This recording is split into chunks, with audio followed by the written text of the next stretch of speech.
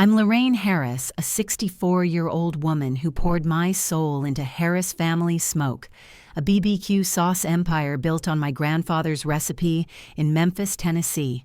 My world shattered the night I checked a forgotten office camera, its lens revealing a truth I never imagined. My own son, Malcolm, plotting with his wife to forge my signature and sell my legacy for millions.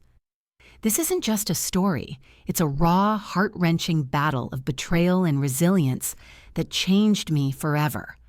What I uncovered through that camera sparked a fight I never thought I'd wage. Stick around to see how I turn pain into power. Hit that subscribe button and drop a comment. Where are you watching from? And when? Memphis at midnight? Share your vibe. You won't believe what happens next in this saga of family, secrets, and redemption. It's late. Too late for a 64-year-old woman to be awake, but here I am, Lorraine Harris, sitting in my dimly lit kitchen in Memphis, Tennessee. The clock ticks past midnight, its soft click swallowed by the silence of the house. A single bulb casts a warm glow over the counter where a jar of Harris Family Smoke BBQ sauce sits like a sentinel, its deep amber hue catching the light.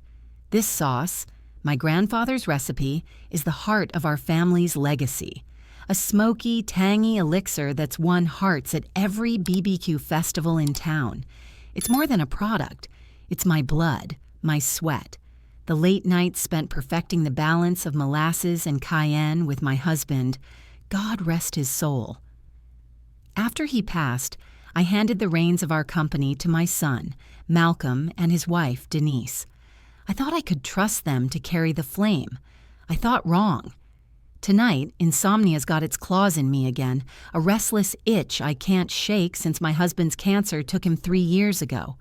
The house feels too big, too quiet without his laughter, his blues record spinning in the living room. I pick up my phone, more out of habit than purpose, and open the security app for the office cameras. They'd been on the fritz for months. Grainy feeds, dropped signals, until I had them fixed last week. Funny thing is, I forgot to tell anyone they're back online. Malcolm and Denise don't know I can see every corner of the office again, clear as day. I wasn't planning to snoop, but something pulls me to check the feed like a whisper in the dark. The screen loads, and there they are, Malcolm and Denise, hunched over the desk in the office, their faces bathed in the cold blue glow of a laptop. The clock on the feed reads 10:47 p.m., just an hour ago. My heart stutters. They're supposed to be home, not scheming in the office after hours. I turn up the volume, and their voices crackle through, sharp and conspiratorial. Food Corp's offering $3 million for the company, Malcolm says, his tone clipped, businesslike. We get 80% if we pull this off. Denise leans closer, her eyes glinting, and the old lady won't suspect a thing. We just need to forge her signature on the export contract. By the time she notices, we'll be set. Old lady, that's what they call me. I, who worked double shifts as a nurse to put Malcolm through college. I, who taught him to stir the sauce when he was barely tall enough to reach the stove. My breath catches, a sharp pain slicing through my chest like a rusty blade. Damn it, I whisper, my voice trembling in the empty kitchen.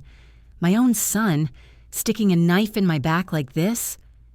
They're planning to sell Harris Family Smoke, my life's work, my grandfather's dream, to some soulless conglomerate called Food Corp.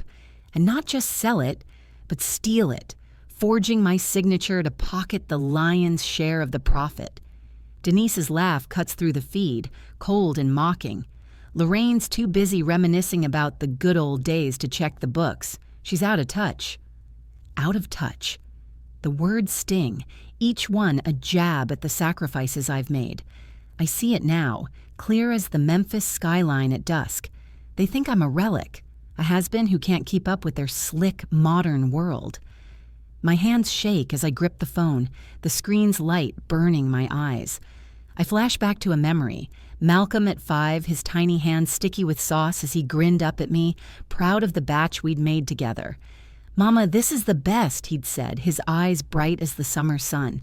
I'd hugged him close, dreaming of the day he'd carry our legacy forward. Now, that same boy is plotting to betray me, to sell our family's soul for a quick buck and a Florida condo. The kitchen feels like it's closing in, the walls pressing against my ribs. I set the phone down, afraid I'll drop it, and stare at the jar of sauce. Its label, with my grandfather's name in bold letters, feels like a silent accusation. How did I miss this? How did I let my trust in Malcolm blind me? I think of the nights I spent teaching him the recipe, the way his laughter filled this very kitchen when we danced to B.B. King's blues, sauce simmering on the stove. Those moments were real, weren't they? Or was I just a fool, pouring love into a son who'd one day see me as a hurdle to his greed? My eyes sting, tears spilling over as I replay their words. $3 million, Malcolm said, his voice so casual like he was discussing the weather. 80%. That's $2.4 million they plan to pocket, leaving me with scraps and a stolen legacy. The camera feed loops in my mind. Denise's smirk, Malcolm's calculated nod. I want to scream, to storm into their house and demand answers, but I know better. They don't know the cameras are rolling, catching every damning word. That's my edge, my only weapon in this nightmare. I stand, pacing the linoleum floor, my slippers scuffing softly. The Memphis moonlight streams through the window, silver and cold, painting shadows on the counter. I think of my husband, how he'd sit here with me, sipping coffee, telling me we'd built something worth fighting for. "Lorraine," he'd say, "this sauce is our story. Don't let anyone take it." He was right. This company isn't just a business, it's our family's heart, bottled and shared with the world. And now, my own flesh and blood wants to rip it away. "Damn it, Malcolm," I mutter, my voice breaking. "How could you?" The pain is raw, a wound that throbs with every heartbeat. But beneath it, something else stirs, a spark of resolve, hard and unyielding. I won't let them take it. Not my company, not my legacy, not the dream I built from nothing. I grab an old spiral notebook from the drawer, its pages yellowed from years of grocery lists and recipe tweaks. Under the dim light, I start jotting down what I saw, my pen scratching furiously. Dates, times, their exact words. Every detail matters. The camera's my lifeline now, a silent witness to their betrayal. I'll watch it every night, collect every scrap of evidence until I know their plan inside out. This isn't just about saving the company. It's about saving myself, proving I'm not the old lady they think I am. The kitchen clock ticks on, each second a reminder that time's running out. I close the notebook, my hands steadier now, and look at the jar of BBQ sauce. It's still there, solid and real, like the fire in my gut. I won't let them snuff it out. Not now, not ever. The morning after I saw Malcolm and Denise plotting on the office camera, I woke to the smell of coffee brewing in my Memphis kitchen, the same kitchen where I've spent decades perfecting the Harris family smoke BBQ sauce. My hands tremble as I pour a cup, the steam curling like ghosts under the soft light of dawn. Last night's discovery, my son and his wife scheming to sell my company to Food Corp, forging my signature to steal millions, still burns in my chest like cayenne in a wound. But I can't let them see it. Not yet. I slip the spiral notebook, filled with my scribbled notes from the camera feed, into my purse. Today, I'm Lorraine Harris, the doting mother who smiles and cooks for her family. Tonight, I'll be something else entirely, a hunter in the shadows. By noon, I'm at the company's kitchen, stirring a pot of sauce, the smoky aroma filling the air. Malcolm walks in, his broad shoulders filling the doorway, and for a split second, I see the boy who used to sneak extra spoonfuls of sauce when he thought I wasn't looking.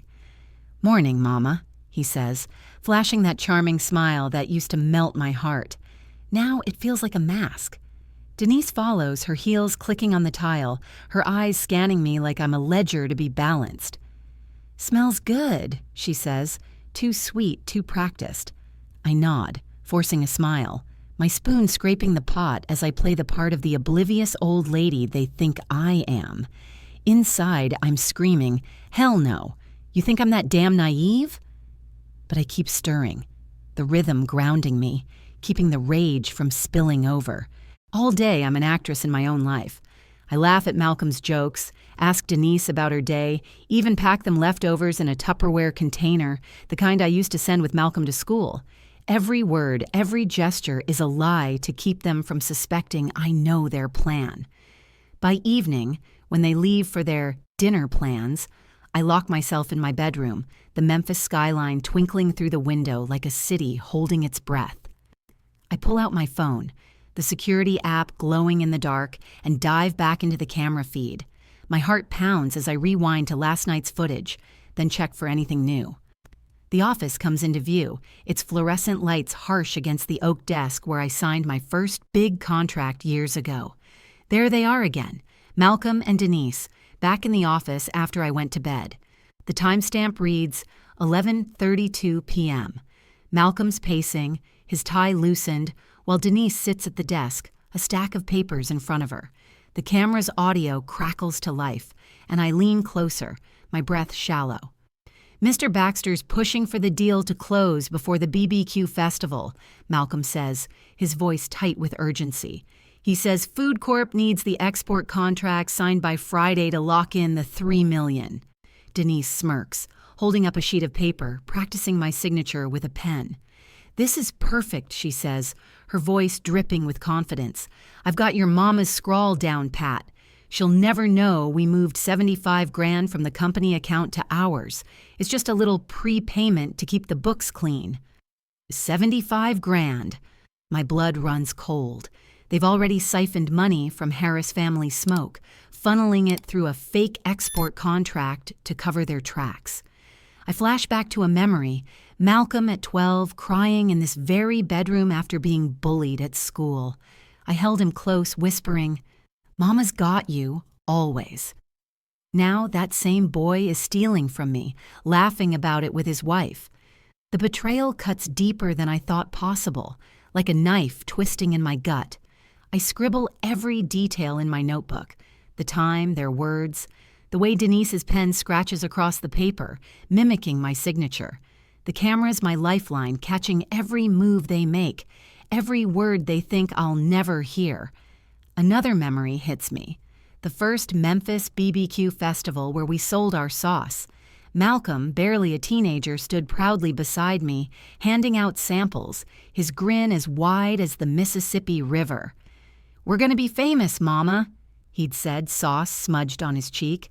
I'd believed in him then, poured every penny into his education, every ounce of love into his dreams.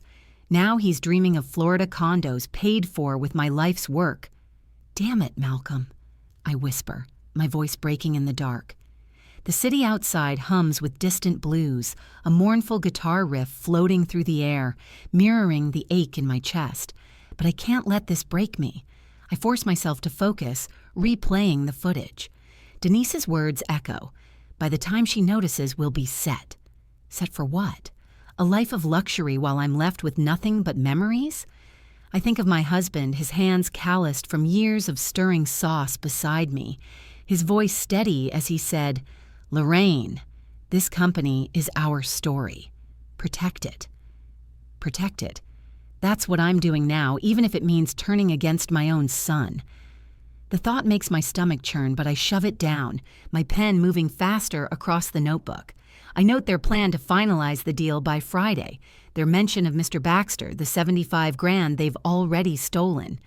Every word is a brick in the wall I'm building to take them down. By 2 a.m., my eyes burn from staring at the screen, but I can't stop.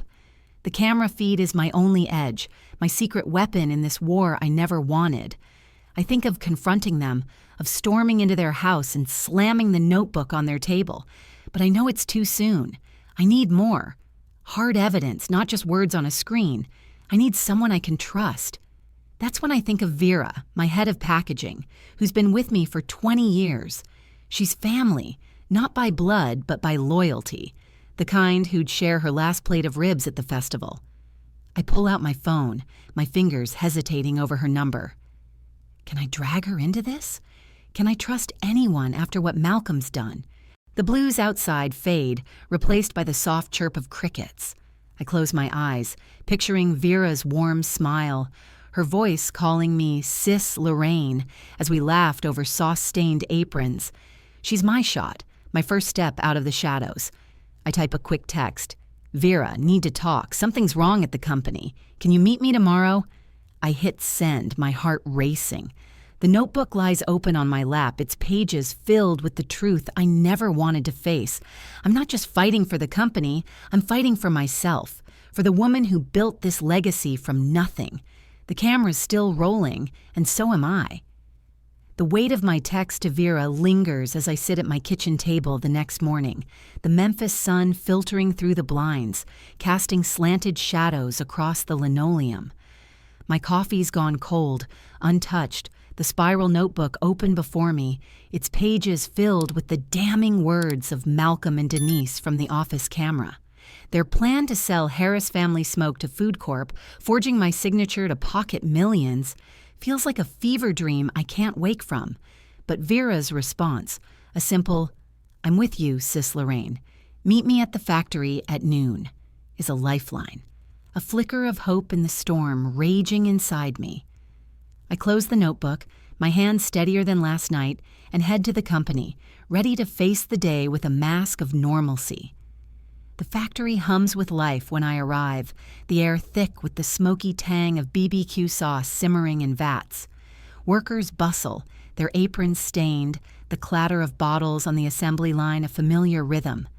I nod at them, forcing a smile, but my eyes dart to the corner where the camera's lens glints, a silent partner in my fight. Vera's waiting by the packaging line, her graying braids tucked under a hairnet, her face etched with concern. "Sis Lorraine," she whispers, pulling me into a small storage room, the shelves stacked with jars that gleam like amber under the fluorescent light. "What's going on? You sounded scared last night." I hesitate, the words catching in my throat. Telling Vera means dragging her into this mess, this betrayal by my own son. But her eyes, warm and steady, remind me of the nights we shared ribs at the BBQ festival, laughing under the Memphis stars. I take a deep breath and spill it. The camera feed. Malcolm and Denise's plan to forge my signature, the $75,000 they've already siphoned through a fake export contract. Her jaw tightens, her hands balling into fists. "That boy you raised," she says, voice low, "and he does this. Hell, Lorraine, I'm in. Let's nail him." Her loyalty hits me like a wave, washing away some of the ache in my chest, but the pain's still there, raw and jagged. I flash back to a memory. Malcolm at 16 helping Vera pack bottles for our first big order, his laughter echoing in this very room. "Mama, we're gonna take over the world," he'd said, his smile brighter than the summer sun. Now he's plotting to take my world away, and I'm plotting to stop him. "Vera," I say, my voice barely above a whisper, "can you check the books?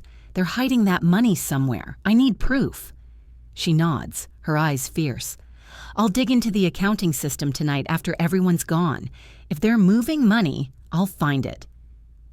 We part ways, and I spend the day in the kitchen, stirring sauce, the wooden spoon heavy in my hand. Every bubble in the pot feels like a countdown, each one popping with the weight of what's coming. By nightfall, I'm back in my bedroom, the city's blues drifting through the open window, a mournful guitar riff that mirrors my mood. I open the camera app, my heart pounding as the office feed loads. The screen shows Malcolm alone this time, on the phone, his voice sharp through the audio. "Mr. Baxter, we're set for Friday," he says, pacing the office, his shadow long against the wall. "The export contract's ready. Denise has the signature down. Mom won't know a thing. That $75,000's already in our account, covered as consulting fees." My stomach churns, the betrayal sinking deeper. He's talking about me like I'm a mark in a con, not his mother. I scribble every word in my notebook, the pen digging into the paper, my hand shaking with rage and sorrow. The camera's lens feels like my only ally, capturing the truth they think is hidden.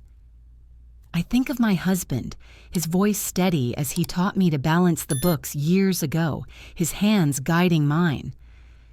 "Lorraine, trust your gut," he'd said, "but always have proof." Proof. That's what I'm building now, brick by brick, even if each one breaks my heart. I close the app, too raw to watch more, and head to the living room, where a photo of Malcolm graduating high school sits on the mantel. His smile, so full of promise, mocks me now. I want to believe there's still good in him, that the boy I raised is still there, but the camera's showing me a stranger. The next morning, I slip into the factory early, the dawn light painting the Memphis skyline in hues of pink and gold. Vera meets me in the storage room, her face grim but determined. "Found something," she whispers, handing me a printout. It's a ledger showing a series of consulting fees paid to a shell company, matching the $75,000 Malcolm mentioned. "It's buried deep, but it's there," she says. "They're using fake invoices to move the money."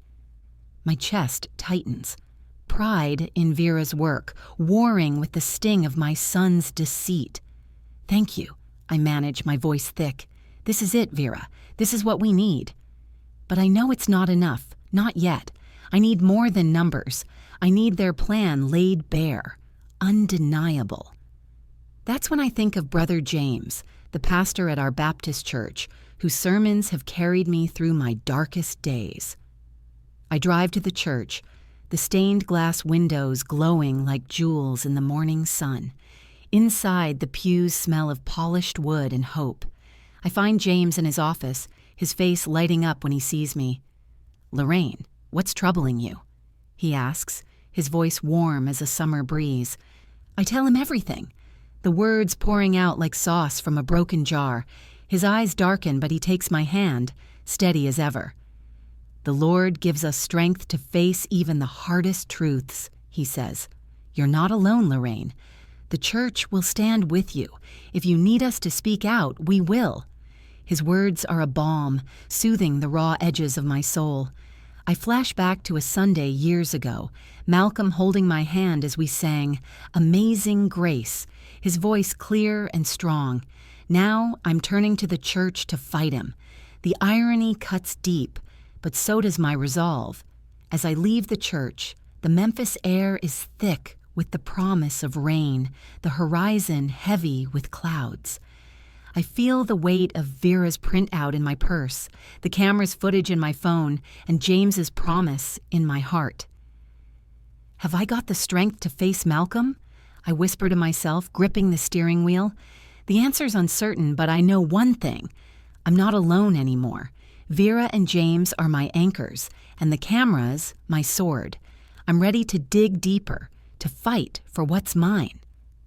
Chapter 4. The Turning Point.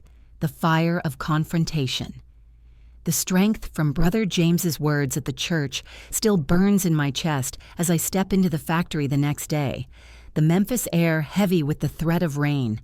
Vera's printout of the shady ledger entries, proof of the $75,000 Malcolm and Denise siphoned through their fake export contract, sits heavy in my purse like a loaded gun. The camera's footage, stored on my phone, replays in my mind. Malcolm's cold assurance to Mr. Baxter, Denise's practiced forgery of my signature. I've got allies now, Vera's loyalty, James's promise of the church's support, but the weight of facing my own son feels like a storm cloud ready to break. I can't wait any longer. Today I'll confront them, test their lies, and light the first spark of this fight. The factory hums with its usual rhythm, the clink of bottles and the smoky scent of BBQ sauce filling the air. I call Malcolm and Denise into my office, my hands steady as I set a fresh jar of Harris family smoke on the desk. Its amber glow a reminder of what I'm fighting for. The room feels smaller today, the walls pressing in, the camera's lens in the corner watching like a silent judge. Malcolm strides in, his smile too easy, too practiced. "Hey, Mama," he says, leaning against the doorframe. Denise follows, her eyes sharp, assessing me like I'm a puzzle to solve. I force a smile, but inside, my heart's pounding like a drum at a Memphis blues club. Hell, Lorraine, hold it together, I tell myself, gripping the edge of the desk. Sit down, I say, my voice calm but firm, like I'm calling a family meeting. They exchange a glance, a flicker of unease, but they sit. I pull out the ledger printout, sliding it across the desk. I was going over the books. I start, watching their faces. Found a transfer of $75 grand to some consulting firm. Care to explain? The air shifts, heavy as the Mississippi River before a storm. Malcolm's smile falters, his fingers tapping the armrest. Just operating costs, Mama, he says, his voice too smooth. Shipping fees for a new export deal. Denise nods, her lips tight. You don't need to worry about the details, Lorraine. We've got it handled. I lean back, my eyes locked on theirs. Shipping fees? I say, raising an eyebrow. Funny, 'cause the camera caught you signing that transfer, Denise. Looked a lot like my signature. Their faces freeze, Malcolm's jaw tightening, Denise's eyes narrowing to slits. The silence is deafening, broken only by the faint hum of the factory outside. I flash back to a memory. Malcolm at 10 sitting in this office doodling on my ledgers while I worked late. Mama, you're like a superhero, he'd said, his eyes wide with awe. Now those same eyes are cold, calculating, like I'm a problem to be solved.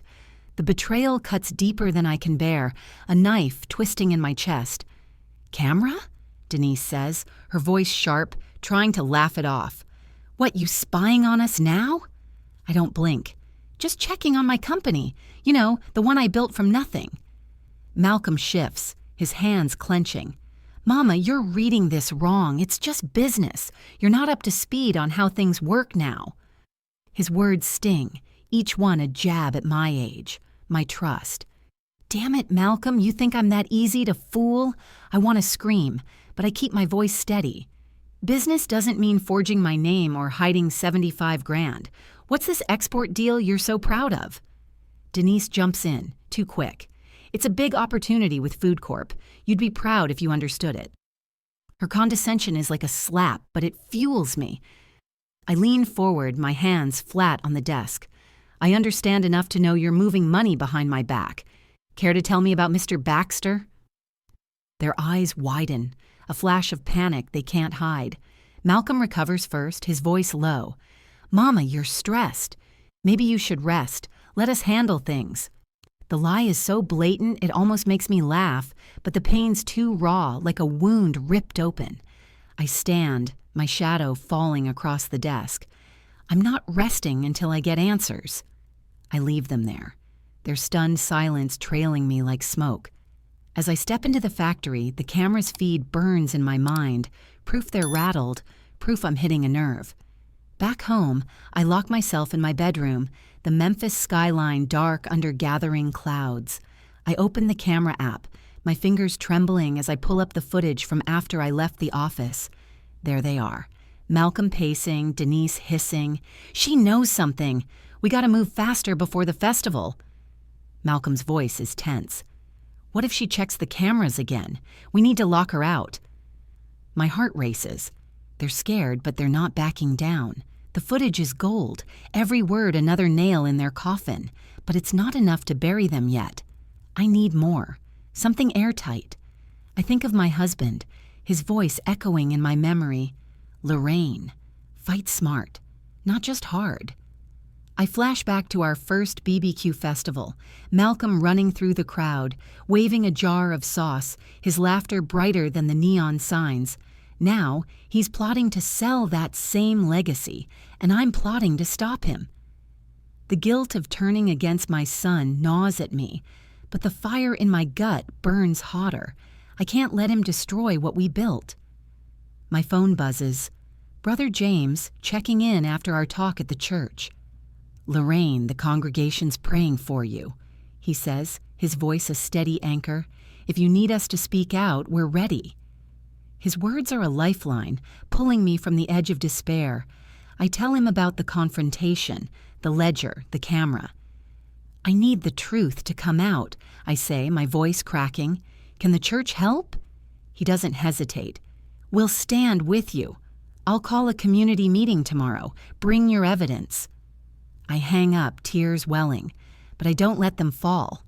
The blues drift through my window, a slow, mournful tune that feels like Memphis itself is grieving with me. Then another text comes through.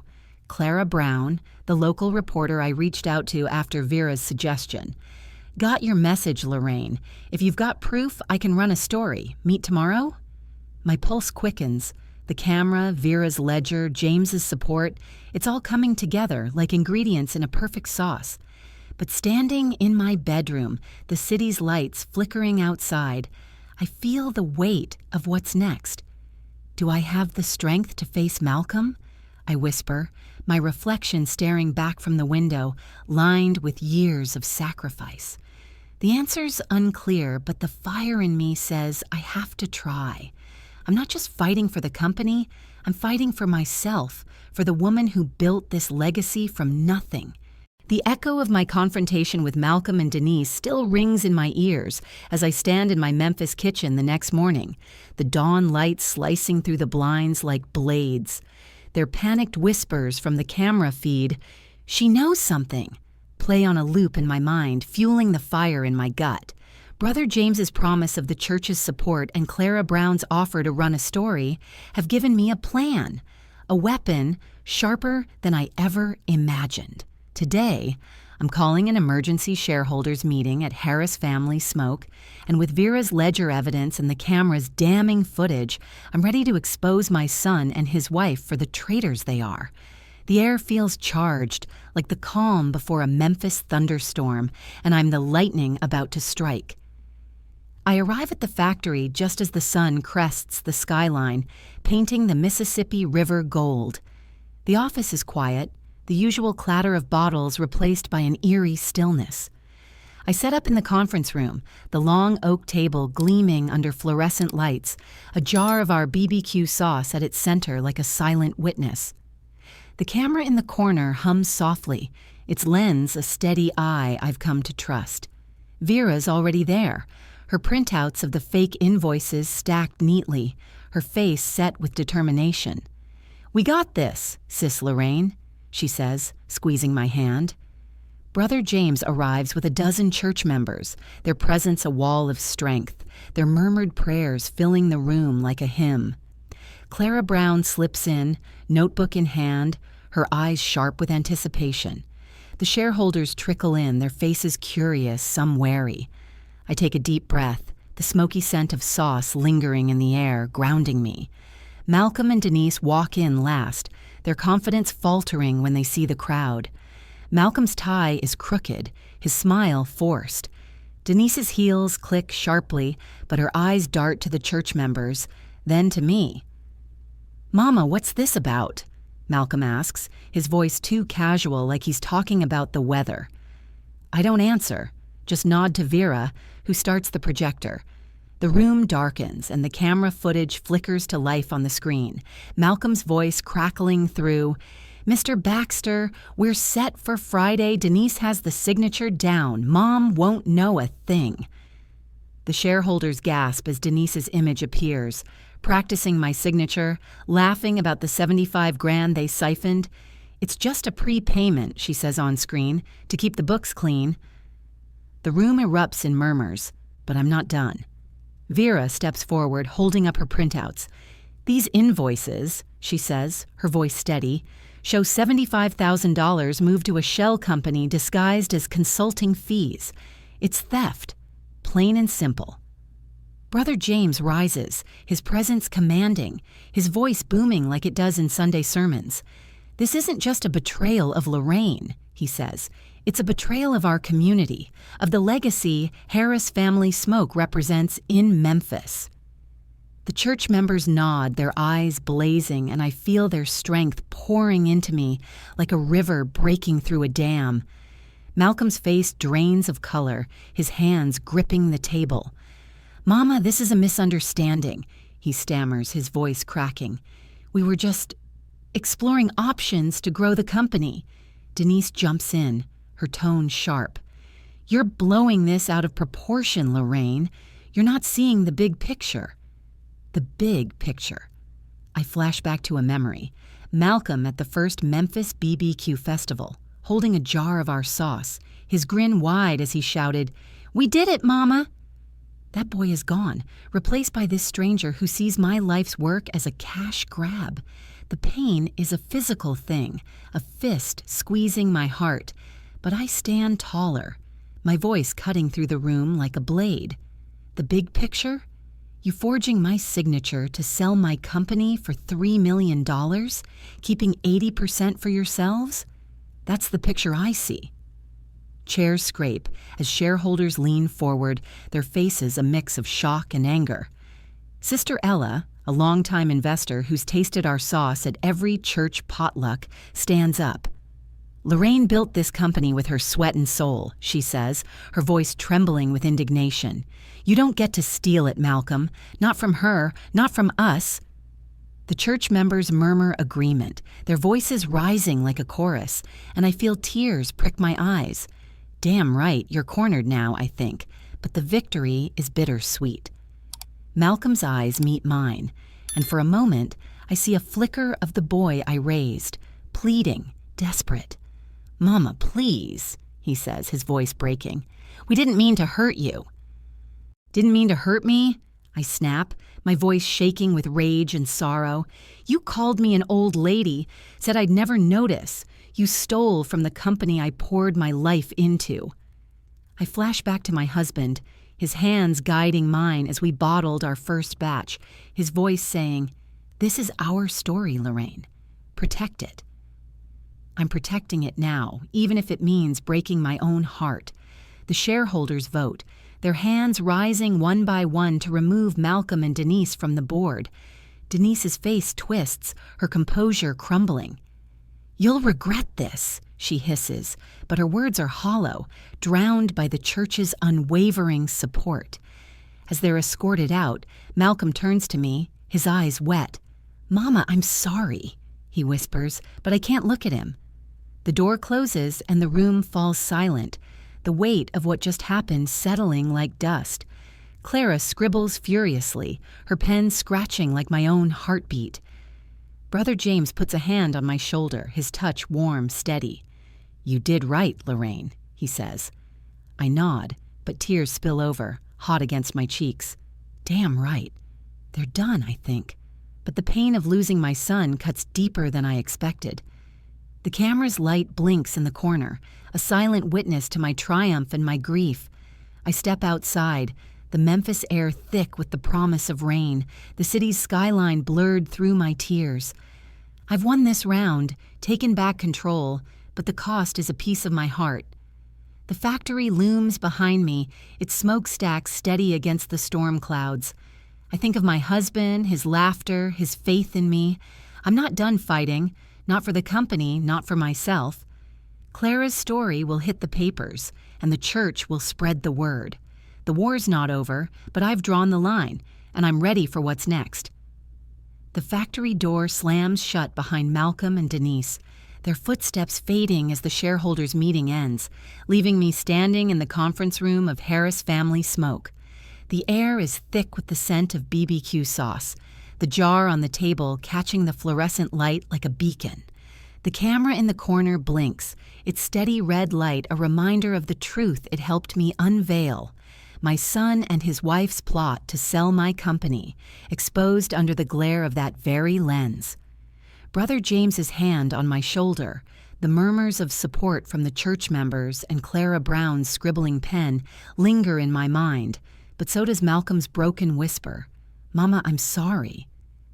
My victory feels hollow, the cost a jagged wound in my heart, but I'm Lorraine Harris and I didn't build this legacy to let it crumble now. I step into the factory the next morning, the Memphis skyline sharp against a clear sky, the Mississippi River glinting like hope. The clatter of bottles on the assembly line greets me, a rhythm that feels like home. I'm back in the chair as president, my hands steady as I sign the paperwork to officially remove Malcolm and Denise from the board. The camera's still on, a silent guardian I've decided to keep, its lens a reminder to never let my guard down again. I flash back to a memory, my husband, his calloused hands stirring sauce beside me, his laughter filling this very factory. "Lorraine, this is our story," he'd said. "Keep it burning." I'm keeping it burning now. For him. For me. For the family that's more than blood. Vera, my rock through this storm, steps into my office, her braids tucked under her apron, her eyes bright with purpose. "Sis Lorraine, we've got work to do," she says, and I know she's right. I appoint her as CEO, her loyalty and grit the perfect fit to lead alongside me. Together we brainstorm, the whiteboard filling with ideas under the hum of the factory. I propose a new sauce, Resilient Smoke, born from my fight to reclaim my legacy. It's bolder, spicier, with a kick of smoked paprika that mirrors the fire I've found in myself. We test it in the kitchen, the aroma rising like a phoenix, and when Vera tastes it, she grins. This is you, Lorraine. Tough as hell and unforgettable. The launch is set for the Memphis BBQ Festival, just weeks away. I pour myself into it, working late under the factory's neon lights, the city's blues drifting through the open windows. The pain of Malcolm's betrayal lingers, a bruise I can't ignore. I flash back to him as a boy, helping me pack jars for our first festival, his small hands careful, his voice proud. "Mama, we're the best." Now he's facing charges for fraud and forgery, the weight of his choices pulling him away from me. "Damn it, Malcolm," I think, stirring a pot of sauce. "Why'd you make me do this?" The tears come, hot and silent, dripping into the sink as I wash my hands. But I don't stop. I can't. This company is my heart, and I'm rebuilding it jar by jar. The church community rallies behind me, their support a lifeline. Brother James shares my story at Sunday service, his voice ringing with pride. Lorraine Harris stood up for what's right, and we stand with her. The congregation spreads the word, posting about Harris Family Smoke on social media, their hashtags, Memphis Pride, Resilient Smoke, lighting up my phone. Clara's article hits the Memphis Commercial Appeal, a full-page spread titled "The Woman Who Saved Her Family's Legacy." It details the camera footage, the forged signatures, the stolen $75,000, painting me as a warrior. Customers flood back, their orders piling up, drawn by the story and the promise of resilient smoke. The festival arrives, Beale Street alive with music and smoke, the air thick with the scent of ribs and hope. Our booth is packed, jars of sauce gleaming under string lights, the crowd buzzing with excitement. I stand behind the counter, serving samples, my apron stained, my smile genuine for the first time in weeks. A local restaurant chain, South Star BBQ, approaches with a deal, a contract to supply our sauce to their 10 locations across Tennessee. I sign it under the festival's neon glow, the blues band playing a soulful riff that feels like victory. Vera hugs me, her laughter warm, and I feel the weight of the past months lift, just a little. But late that night, back in my kitchen, the quiet returns, and so does the ache. I sit at the table, the jar of resilient smoke in front of me, its label a testament to my fight. I think of Malcolm, his face at the meeting, pale and pleading.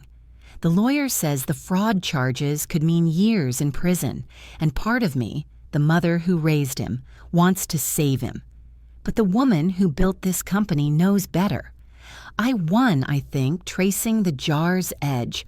But at what cost? The memory of my husband surfaces, his voice clear. Protect our story, Lorraine. I have, but losing Malcolm feels like losing a piece of myself. The camera's footage still sits on my phone, a record of truth I'll never erase. It's not just evidence, it's a reminder of what I'm capable of the strength I found when my world crumbled. The factory's smokestacks rise against the Memphis skyline, steady and proud like me. Clara's article has brought new orders, new hope, but it's the community, the church, Vera, the customers, who've carried me through. I'm not just rebuilding a company, I'm rebuilding myself, proving I'm more than the old lady Malcolm thought he could fool. As I lock up the factory, the night air cool against my skin, I hear the distant hum of a blues guitar, a melody that feels like Memphis cheering me on. The fight's not over. Legal battles loom, and the pain of Malcolm's betrayal will linger. But I'm standing taller than ever. Harris family smoke is mine again, its flame burning brighter because I fought for it. I'm ready for what's next, ready to show the world what a 64-year-old woman can do when she refuses to break. The Memphis night wraps around me as I sit in my office at Harris Family Smoke, the factory silent save for the faint hum of the city outside. A jar of resilient smoke sits on my desk, its bold label catching the glow of a single desk lamp, a testament to the fight I've won. The festival's success still lingers.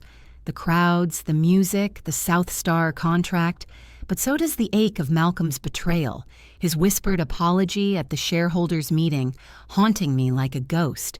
Clara's article in the Memphis Commercial Appeal has made me a local hero, and Vera's steady hand as CEO has brought our sauce back to life.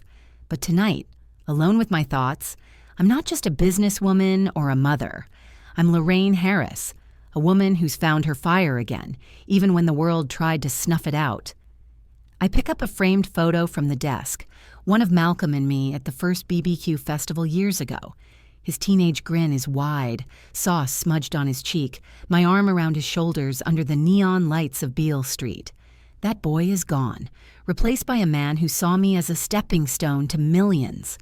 The pain cuts deep, a blade I've learned to carry. I flash back to those festival nights, the air thick with smoke and blues, Malcolm dancing beside me to a guitar riff, shouting, "Mama, we're unstoppable!" Unstoppable. I thought we were together. Now I'm unstoppable alone, and it's a victory that tastes bittersweet like my sauce without its signature sweetness. The factory's smokestacks rise against the skyline, visible through my window, steady as my resolve. The camera in the corner blinks its red light, a silent reminder of how I reclaimed my legacy. It's footage exposing Malcolm and Denise's plot to forge my signature and sell the company to Food Corp. I've kept it running, not out of paranoia, but as a vow to never be blindsided again. Clara's article spread like wildfire, and the church's support turned my fight into a community anthem. But it's the quiet moments, like this one, that show me who I've become. I'm not the old lady they mocked. I'm a force, forged in pain and tempered by truth. Brother James calls the next morning, his voice warm through the phone. "Lorraine, the congregation wants you to speak at Sunday service. Your story's inspiring folks, especially the women." I hesitate, my fingers tracing the photo's frame. Speak? Share the raw, ugly truth of my son's betrayal? But his words echo my husband's years ago in this office. "Tell your story, Lorraine. It's your power." I agree. And by Sunday, I'm standing at the pulpit of our Baptist church, the stained glass windows casting jewel-toned light across the pews. The congregation, mothers, grandmothers, young folks with dreams in their eyes, looks up at me, their faces a sea of strength. I tell them everything, my voice steady but raw, the words spilling like sauce from a tipped jar. I talk about building Harris Family Smoke with my husband, the nights we spent perfecting the recipe, the pride of seeing our name on every jar. I talk about Malcolm's betrayal, the camera that caught his lies, the $75,000 he stole with Denise. The church hums with gasps, murmurs of support, and I feel their love wrap around me like a quilt. "I thought I'd lost everything," I say, tears welling, "but I found something stronger, myself." I flash back to a Sunday long ago, Malcolm beside me in these pews, his voice blending with mine in amazing grace. Now I'm singing a new song, one of resilience. The congregation rises, clapping, their voices rising in a chorus of amens. Sister Ella, who stood with me at the shareholders' meeting, hugs me tight. "You're our warrior, Lorraine," she says. That night, I launch a free BBQ sauce-making class at the church, teaching women, some my age, some younger, how to bottle their own dreams. Their laughter fills the community hall, the smell of paprika and molasses mingling with hope. I watch them, their hands steady as they stir, and I see myself in their eyes, women who've faced storms and kept going. Damn right, we're unstoppable, I think, my heart swelling.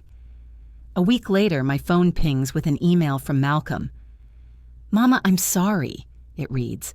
"I was wrong. Please forgive me." I stare at the words, my chest tight. Part of me wants to run to him, to hug the boy I raised, but the woman I've become knows better. He's facing fraud charges, years in prison, and I can't save him from that. I flash back to my husband, his voice firm. "Protect our story, Lorraine. I've protected it, but I've also protected myself." I don't reply, not yet. Maybe one day, but not today. Today I'm building a future, not chasing a past. Clara's follow-up article hits, calling me Memphis's unquenchable fire. It draws more customers, more contracts, and letters from women across the city, thanking me for showing them what strength looks like. I stand in my office, the city's blues drifting through the window, a slow guitar riff that feels like Memphis cheering me on. The jar of resilient smoke gleams, its label a promise I've kept. I think of my grandfather who started this with nothing but a recipe and a dream. I think of my husband who believed in me. I think of me, the woman who stood up when her world crumbled. Life can knock you down. I whisper to the empty room, my voice steady. But you decide how you get back up. The camera's light blinks, a quiet ally in my journey. I've lost my son, but I've gained something greater. Myself, my fire, my truth. My value isn't in how others see me, not even Malcolm. It's in the flame I've kept burning, the legacy I've fought for. Kayan Kwong, resilience, is my strength, found in the ashes of betrayal. Sometimes, to save yourself, you have to let go of the ones you love most. And as the blues play on, I know I'm ready for whatever comes next.